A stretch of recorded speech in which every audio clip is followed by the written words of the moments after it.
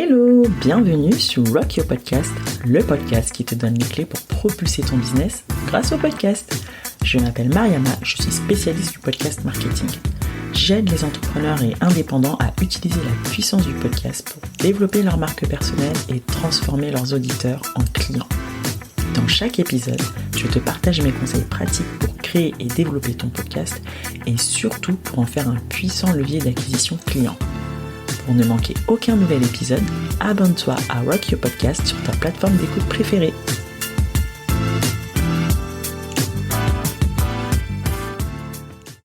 Hello, j'espère que tu vas bien. Bon, comme tu as pu le remarquer, il n'y a pas eu d'épisode la semaine dernière. Donc, comme je l'expliquais sur Instagram, j'avais pas mal de choses à faire. Comme tu as pu le constater ces dernières semaines, il y a eu pas mal de chamboulements. En tout cas pour les mamans qui devaient garder leurs enfants à la maison, donc ce qui m'a pas permis de bosser sur les épisodes en amont. Mais ce n'est pas grave, je suis de retour cette semaine. Je travaillais notamment sur ma prochaine masterclass qui aura lieu mardi 8 juin prochain. Oula, c'est dur à dire. Mardi 8 juin prochain à 11h. Je t'invite à t'inscrire via le lien dans le descriptif de l'épisode. Je t'en dis un petit peu plus, mais dans cette masterclass, je vais te partager des stratégies pour vendre mieux et plus à travers ton podcast et le tout sans stress. Donc, tu peux retrouver le lien dans le descriptif de l'épisode.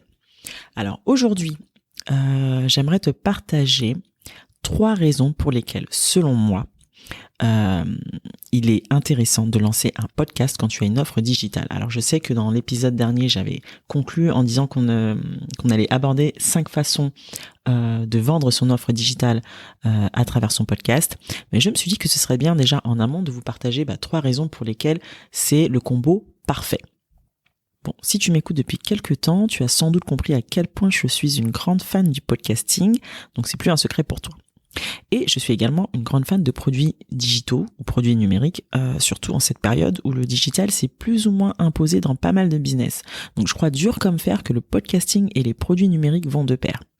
Donc petit aparté, quand je parle de produits digitaux, je parle de tout ce qui est formation en ligne, e-book, workshop, atelier, coaching en ligne, accompagnement en ligne, bref, toute offre de produits qui est commercialisée à travers le support digital. Donc si tu as un produit numérique, le lancement d'un podcast, c'est un excellent moyen pour commencer à générer des revenus donc pour ce produit numérique et vice-versa. C'est-à-dire que si tu as un podcast, la création d'un produit numérique, c'est aussi un excellent moyen de monétiser ton podcast. Est-ce que tu me suis ? Bon, je vais te partager en tout cas 3 raisons pour lesquelles, selon moi, le podcast et les produits numériques vont de pair si tu as un business en ligne. Raison numéro 1.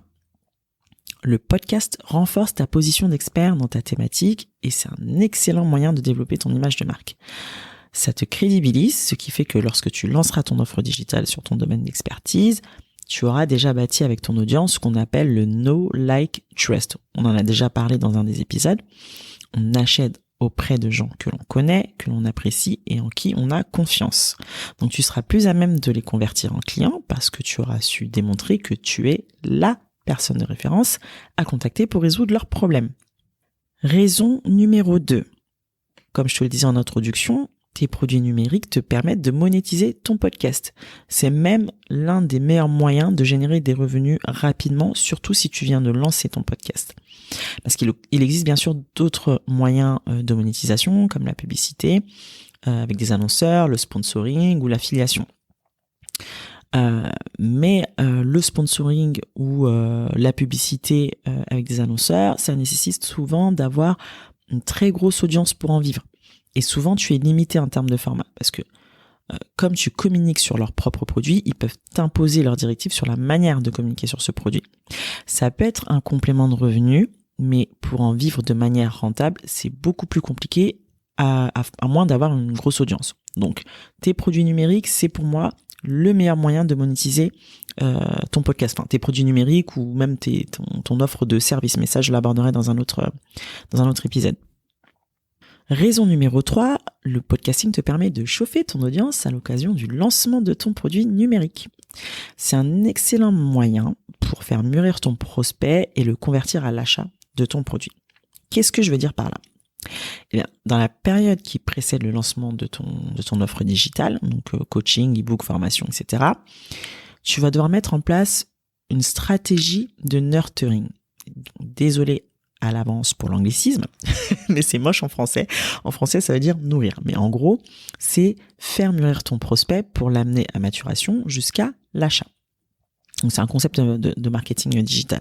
En gros, ça veut dire qu'il y a une série d'étapes que ton prospect doit franchir avant d'acheter chez toi.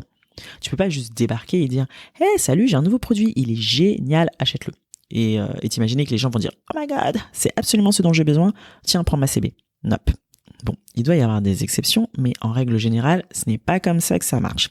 Il faut déjà que ton prospect conscientise qu'il a un problème, que des solutions existent pour ce problème et que cette solution, c'est toi ou ton produit.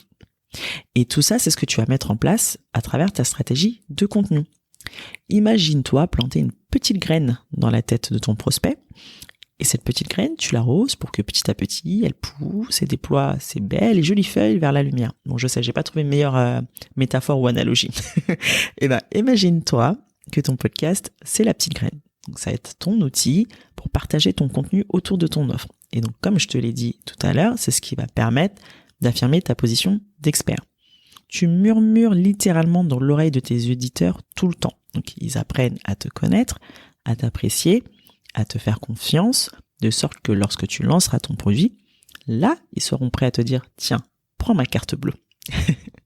Voilà, donc pour moi, c'était les 3 principales raisons pour lesquelles tu devrais lancer un podcast si tu as un produit numérique et vice-versa. Donc pour moi, ça va clairement main dans la main et ça peut clairement changer la donne pour ton business.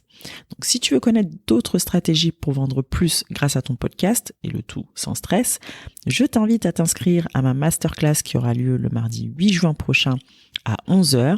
J'aurai plein de pépites à te partager, donc tu as le lien dans le descriptif de l'épisode. Voilà, c'était important pour moi de déjà avant de te partager les manières de vendre ton offre digitale via le podcast, de t'expliquer déjà pourquoi c'est intéressant de le faire.